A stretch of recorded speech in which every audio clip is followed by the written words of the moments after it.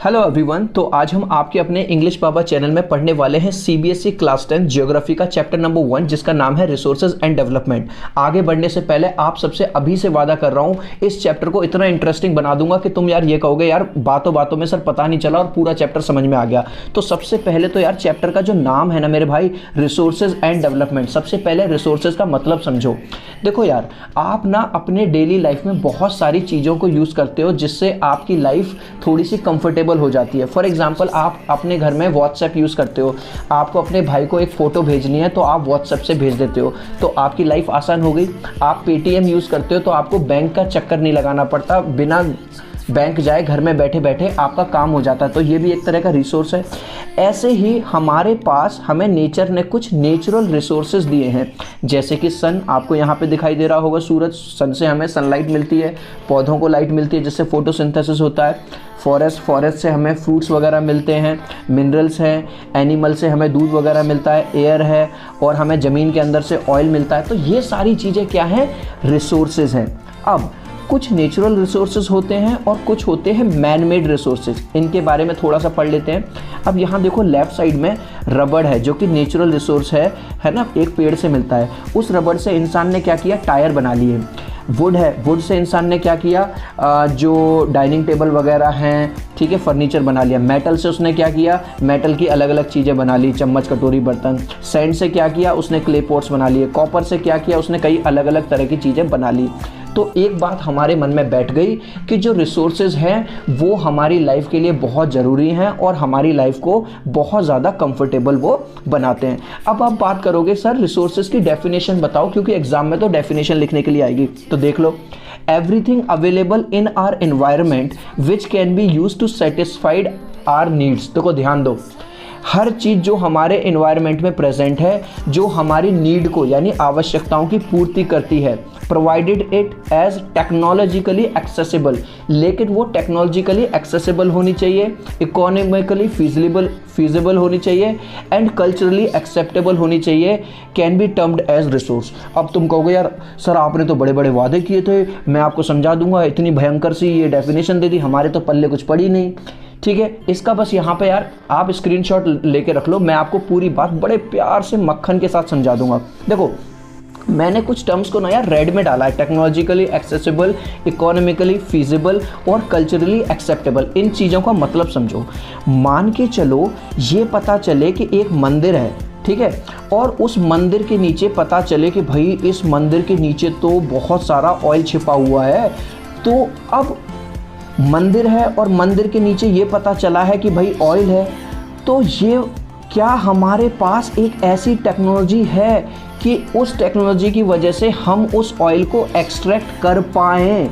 तो इसलिए हमने वहाँ पे यूज़ किया था टेक्नोलॉजिकली एक्सेसिबल। तो यानी क्या वो टेक्नोलॉजी होनी चाहिए जिससे हम उसका यूज़ कर पाएँ, उस चीज़ को निकाल पाएँ, तभी वो रिसोर्स कहलाएगी। एक देखो, बहुत ध्यान से समझ लेना यार इस बात को, फिर आप कहोगे कि समझ में नहीं आया। क्या कहा सर ने? सर बता रहे हैं आपको कि अगर हमारे पास वो टेक्नोलॉजी है ही नहीं जिससे हम उस रिसोर्स का फ़ायदा नहीं उठा पा रहे, तो फिर भैया वो रिसोर्स नहीं रहा। एक बात क्लियर हो गई। दूसरी बात, इकोनॉमिकली फिजिबल। अब मान के चलो वो जो मंदिर था जो मैंने अभी आपको यहाँ दिखाया था, इसके नीचे जो तेल था, अब मान के चलो इसमें काम शुरू करवा देते हैं, रिफाइनरी वगैरह लगवा देते हैं और काम शुरू कर। अब यार जो तेल निकला वो तो निकला 5 लाख का, और उस प्रोजेक्ट पर लग गए 5 करोड़। तो क्या बताओ, ये घाटे का सौदा या फायदे का सौदा? ओबियसली घाटे का सौदा यार। 5 करोड़ में तो हम इराक से या किसी बाहर कंट्री से कितना सारा तेल मंगवा लेते। तो दूसरा जो पॉइंट था बेटा वो था कि वो जो रिसोर्स है वो इकोनॉमिकली फीजिबल होना चाहिए। हाँ, अगर ये होता कि लगते तो हमारे 10 लाख और लेकिन हमें जो तेल मिल जाता वो 1 करोड़ का मिल जाता, तो इकोनॉमिकली यानी फ़ायदे वाली बात होती, उस केस में वो रिसोर्स कहलाएगा। ठीक है जी, आगे बढ़ रहा हूँ। आई होप कि आपको समझ में आ रहा हो। तीसरी बात थी बेटा उसमें कल्चरली एक्सेप्टेबल। अब इसका क्या मतलब है? आपने तो देखा होगा इंडिया में लोग धर्म की बातों पे, जरा सी बातों पे लड़ते फिरते हैं। अब सब कुछ हो जाए, टेक्नोलॉजिकली एक्सेसिबल भी हो जाए और इकोनॉमिकली फीजिबल भी हो जाए, लेकिन अब मान के चलो जब इस मंदिर के नीचे जो तेल छुपा हुआ था, तो अब भाई साहब जब मंदिर तो खुदाई वगैरह होगी, अब जब खुदाई होगी मंदिर के नीचे तो उस पर मंदिर को आँच आएगी, मतलब मंदिर की बिल्डिंग हो सकता है गिराना पड़े या हटाना पड़े, तो हो सकता है भाई साहब लोग आ जाएं घर से, नहीं मंदिर नहीं हिलेगा, नहीं हिलेगा, नहीं हिलेगा। तो तीसरी बात क्या है, कल्चरली एक्सेप्टेबल भी होना चाहिए। वहाँ की जो कल्चर है, वहाँ के जो लोग हैं, वो लोग उस बात को माने। अब हम रिसोर्सेज की डेफिनेशन दोबारा से पढ़ेंगे ताकि तुम्हें और अच्छे से समझ में आ जाए। Everything available in our environment, हमारे इन्वायरमेंट के अंदर हर चीज़ जो प्रेजेंट है, जो कि हमारी नीड को सेटिस्फाई करती है, टेक्नोलॉजिकली एक्सेसिबल हो, मैंने बता दिया है ना वो टेक्नोलॉजी हो, इकोनॉमिकली फीजिबल हो, ये वाली बात मैंने आपको बता दी, क्या कि पैसा लगे कम, इनपुट हो कम और आउटपुट हो ज़्यादा, और कल्चरली एक्सेप्टेबल हो, तब उस चीज़ को क्या कहा जाएगा, रिसोर्सेज कहा जाएगा। ठीक है, आई होप कि इतनी बात क्लियर है। अब क्या होता है, जैसे मान के चलो क्रूड ऑयल वगैरह जो भी निकाल लिया, अब क्या होगा उस ऑयल का, क्या जो ऑयल निकला वो अंदर से डायरेक्ट पेट्रोल की फॉर्म में निकला, क्या वो अंदर से डायरेक्ट डीजल की फॉर्म में निकला, नहीं। पहले वो जो क्रूड ऑयल निकला, जो कच्चा ऑयल निकला, अब उसे भेजा जाएगा किस में, रिफाइनरी में भेजा जाएगा, यहाँ पे वो रिफाइन होगा। अब उसके अंदर से पेट्रोल, डीजल और जो भी अदर चीज़ें हैं वो एक्सट्रैक्ट की जाएंगी। अब एक चीज और ध्यान रखना, human beings interact with nature through technology and create institution to accelerate economic development. आपने सुना होगा ऐसे कंट्रीज जिनके पास बहुत ज़्यादा ऑयल है, जिनके पास बहुत ज़्यादा क्रूड ऑयल है, जहाँ तेल के कुएं, वो बहुत ज़्यादा अमीर हो गए हैं। तो देखो चैप्टर का नाम क्या है, रिसोर्सेज एंड डेवलपमेंट। जहाँ जितने ज़्यादा रिसोर्सेज होंगे वहाँ उतना अच्छा क्या होगा, डेवलपमेंट होगा। अब एक क्वेश्चन आता है, are all resources free gift from nature? क्या जितने भी मैंने आपको एग्जाम्पल दिए, चाहे वो सनलाइट का दिया या वो प्लांट्स का दिया या वो फॉरेस्ट का दिया, या मैंने बताया आपको ज़मीन के अंदर से क्या निकल के आता है, ऑयल निकलता है, तो क्या जितने भी सारे रिसोर्सेज हैं जो हम यूज़ करते हैं, क्या वो सारे फ्री ऑफ कॉस्ट हैं? तो देखो ये गंजे वाले अंकल जी क्या कह रहे हैं, नो, नहीं बेटा, सारे फ्री नहीं है। फॉर एग्जाम्पल जैसे हम बात करें एजुकेशन, अब आप जिस भी स्कूल में पढ़ते होगे या जहाँ पर भी ट्यूशन जाते होगे, एजुकेशन लेते हो, उसके लिए आपको कुछ पैसा देना पड़ता है ना। इसका मतलब ज़रूरी नहीं है कि सारे के सारे रिसोर्सेज आपके फ्री ही हूँ, कुछ फ्री भी हो सकते हैं जो नेचर हमें प्रोवाइड कर रही है। जैसे सनलाइट है, सनलाइट के लिए हमें कोई पैसा नहीं देना पड़ता। एयर है, एयर के लिए हमें कोई पैसा नहीं देना पड़ता। ठीक है, आई होप कि इतनी बात क्लियर हो रही है आपको। अब हम बात करेंगे इस चैप्टर में हम क्या क्या पढ़ने वाले हैं। देखो यार, मैंने आपको इंट्रोडक्शन बता दिया, रिसोर्सेज क्या होते हैं, डेफिनेशन बता दी, नेचुरल रिसोर्सेज बता दिए, मैन मेड बता दिए। इसके बाद हम पढ़ेंगे types of resources, resource planning, land resource, soil as resource, revision करेंगे लास्ट में। ठीक है, अब सबसे पहले यार बात करेंगे टाइप्स ऑफ रिसोर्सेज की। अगर मैं क्लासिफिकेशन करूं, क्लासिफाई करूं, तो मैं रिसोर्सेज को क्लासिफाई कर सकता हूं ओरिजिन के बेस पे, एग्जॉस्टिबिलिटी के बेस पे, ओनरशिप के बेस पे और स्टेटस ऑफ डेवलपमेंट के बेस पे। अब आप कहोगे सर ये वाला टाइप हमें बिल्कुल भी समझ में नहीं आया, तो मैं आपसे कहूँगा बेटे चिंता क्यों करते हो, यहाँ देखो। सबसे पहले हम बात करेंगे ओरिजिन के बेस पे।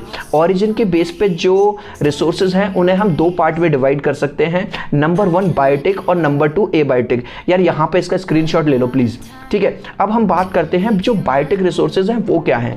बायोटिक रिसोर्सेज वो रिसोर्सेज हैं जो हमें एनवायरनमेंट से मिलते हैं, ठीक है, और लिविंग है। ठीक है, यहाँ पे आप मैंने कुछ एग्जांपल्स दिए हैं, plants, animals, fungus, bacteria etcetera. और एबायोटिक क्या है, ऐसे रिसोर्सेज हैं जो क्या है, नॉन लिविंग हैं। सॉइल हो गया, वाटर हो गया, लाइट हो गया, मिनरल्स हो गया।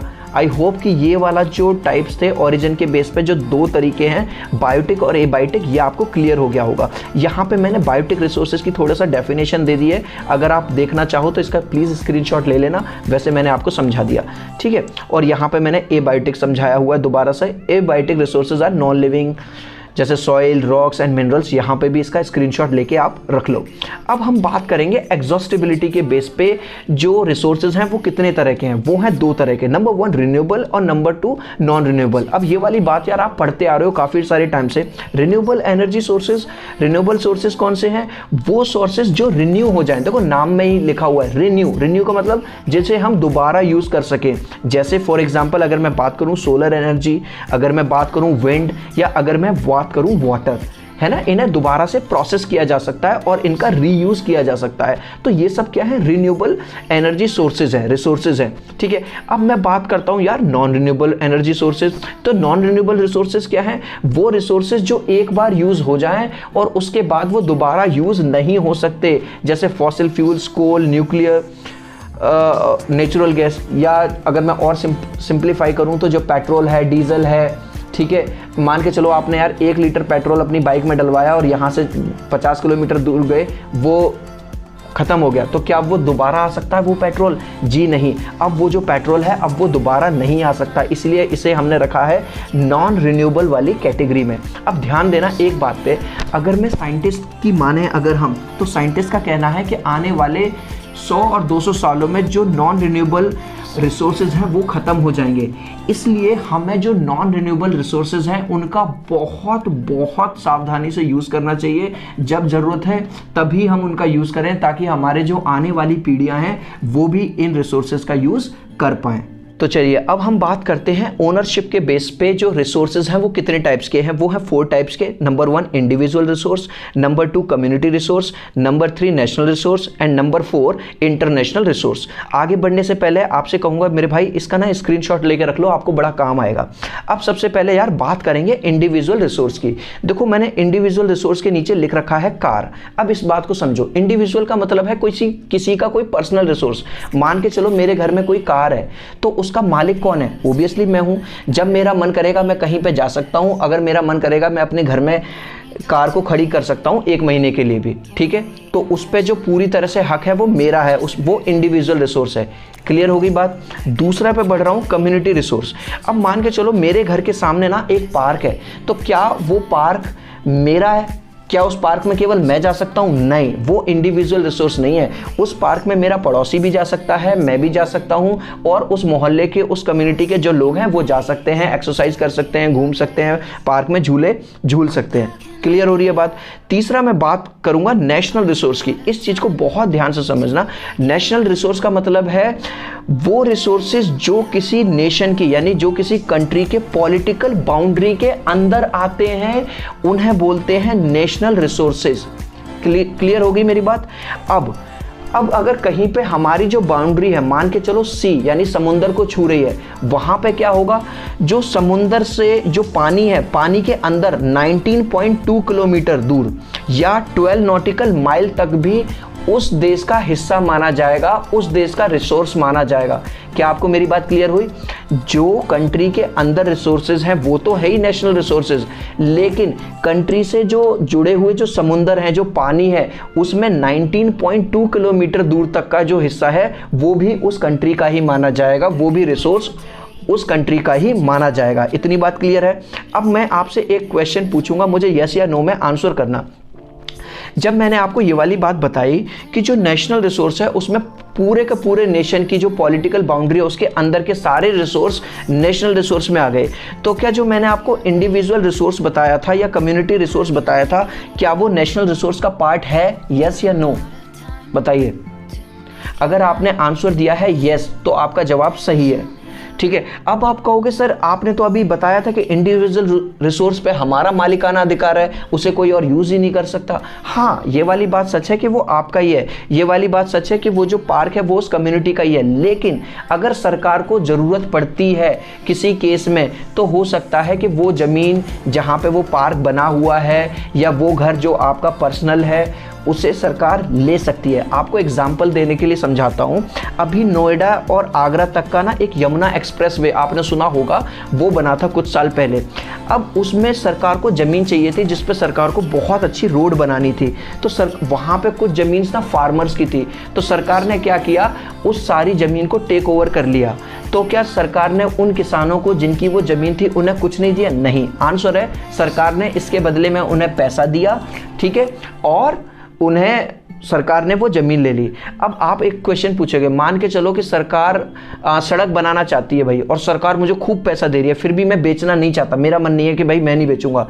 आपको वो बेचनी ही पड़ेगी, चाहे आपकी इच्छा हो या ना हो, क्योंकि जो आपका जो घर है या आपकी जो प्रॉपर्टी है वो नेशनल बाउंड्री के अंदर आ रही है, पॉलिटिकल बाउंड्री के अंदर, और वो एक नेशनल रिसोर्स है। अब हम बात करेंगे ओनरशिप के बेस पे जो 4th रिसोर्स है जिसे हम नाम दिया था इंटरनेशनल रिसोर्स। इंटरनेशनल रिसोर्स होता क्या है?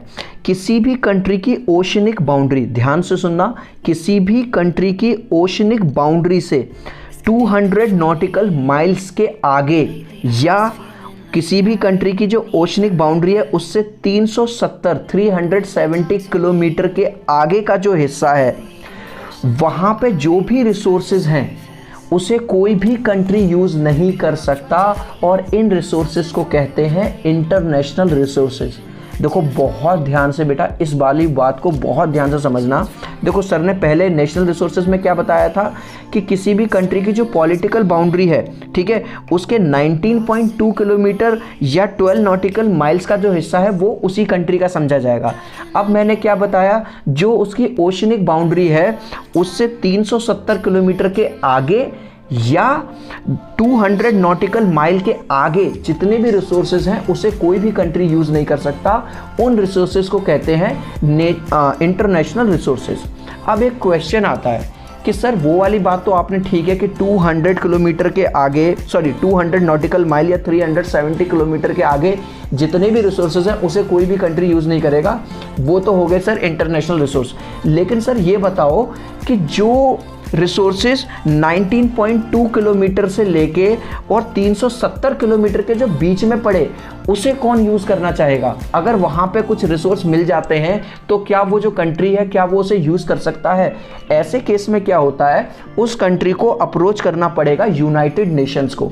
अब यूनाइटेड नेशंस क्या है? ये एक इंटरनेशनल ऑर्गेनाइजेशन है। वो कंट्री वहाँ से परमिशन लेगा अगर वहाँ पे कोई रिच या कुछ ऐसे रिसोर्सेज मिल सकते हैं जिससे उस कंट्री को डेवलप होने में हेल्प मिल सकती है, तो सबसे पहले वो यूनाइटेड नेशंस जो कि एक इंटरनेशनल ऑर्गेनाइजेशन है वहाँ से परमिशन लेगा और उसके बाद उन रिसोर्सेज को वो एक्सट्रैक्ट कर सकता है।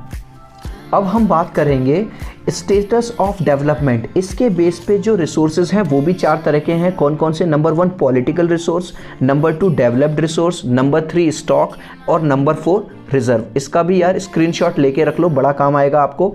अब हम बात करेंगे सबसे पहले पॉलिटिकल रिसोर्स होता क्या है। देखो पॉलिटिकल रिसोर्सेज वो रिसोर्सेज हैं जो किसी रीजन में, किसी क्षेत्र में अवेलेबल तो हैं लेकिन अभी भी हम उनका यूज़ कर नहीं रहे। आप कहोगे सर एग्जाम्पल दो। जैसे फॉर एग्जाम्पल अगर मैं बात करता हूँ राजस्थान की, तो राजस्थान में क्या है आपको पता, बहुत गर्मी पड़ती है, तो वहाँ पे सोलर एनर्जी का यूज़ किया जा सकता है बहुत बड़े लार्ज स्केल पे, जो कि अभी भी नहीं हो रहा। समझ में आ गया? तो ये जो है ये क्या है, पॉलिटिकल रिसोर्स की रिसोर्स अवेलेबल है लेकिन हम उसका यूज़ नहीं कर रहे। या अगर मैं बात करूं गुजरात की, गुजरात के अंदर जो विंड एनर्जी को बड़े ही लार्ज स्केल पे यूज़ किया जा सकता है लेकिन वो यूज़ नहीं हो रहा। समझ में आ गया? इसे हम डालेंगे पॉलिटिकल रिसोर्स के अंदर। अब हम बात करेंगे डेवलप्ड रिसोर्स। डेवलप्ड रिसोर्स क्या है? डेवलप्ड रिसोर्सेज वो रिसोर्सेज हैं जिनका सर्वे हो चुका है। सर्वे का मतलब जो गणित है, जो एनालिटिकल डेटा है वो हमारे पास आ चुका है, जिनकी क्वालिटी हमें पता चल गई है, जिनकी क्वांटिटी हमें पता चल गई है और जिनका यूज़ हो रहा है। देखो डेवलप्ड पॉलिटिकल रिसोर्स में क्या बताया, इनका यूज़ नहीं हो रहा लेकिन डेवलप्ड रिसोर्स का यूज़ हो रहा है। अब आप कहोगे एग्जाम्पल दो। एग्जाम्पल है कोयला यानी कि कोल। हमारे यहाँ इंडिया के अंदर ये माना गया है कि लगभग 25,000 करोड़ टन, 25,000 करोड़ टन जो कोल है, जो कोयला है वो अवेलेबल है और इसका यूज़ भी चल रहा है। अब मैं बात करूंगा तीसरे रिसोर्स की जिसका नाम है स्टॉक। स्टॉक क्या है? ये वो रिसोर्सेज हैं जो अवेलेबल तो हैं लेकिन हमारे पास ऐसी टेक्नोलॉजी नहीं है जिससे इसे यूज़ किया जा सके। For example hydrogen and nitrogen. अब आपको पता है जो वाटर है यानी कि H2O वो हाइड्रोजन और ऑक्सीजन से मिलकर बना है, तो हाइड्रोजन है, नाइट्रोजन हमारे एटमॉस्फेयर में 78% है लेकिन हमारे पास वो टेक्नोलॉजी नहीं है जिसकी वजह से इसे यूज़ किया जा सके। और लास्ट में बात करूँगा रिजर्व। कुछ बच्चे रिजर्व के नाम से ही समझ गए होंगे। रिसोर्स ऐसे रिसोर्स जिनके जो हमारे पास अवेलेबल भी हैं, जिनको एक्सट्रैक्ट करने के लिए या उनका फ़ायदा उठाने के लिए हमारे पास वो टेक्नोलॉजी भी है लेकिन फिर भी हम उनका बिल्कुल यूज़ नहीं कर रहे। क्यों यूज़ नहीं कर रहे? ताकि हमारी जो आने वाली जनरेशन है वो उसका फ़ायदा उठा पाए। जैसे अगर मैं बात करूं फॉर एग्जांपल, इंडिया के अंदर बहुत सारे फॉरेस्ट ऐसे हैं जिन्हें रिजर्व कर दिया गया है। रिजर्व का मतलब है वहाँ पे लकड़ी काटने का काम नहीं हो सकता, वहाँ पे हंटिंग भी नहीं हो सकती, वहाँ मतलब पूरी तरह से उसे नेचुरल छोड़ा गया है और ताकि वो जो आने वाली जो पीढ़ियाँ हैं वो उसका आनंद ले सकें। तो यहाँ पे ये चैप्टर खत्म तो नहीं होता, मैं आगे मिलूंगा आपको नेक्स्ट पार्ट के साथ। मुझे जरूर बताना कमेंट सेक्शन में ये वीडियो आपको कैसा लगा।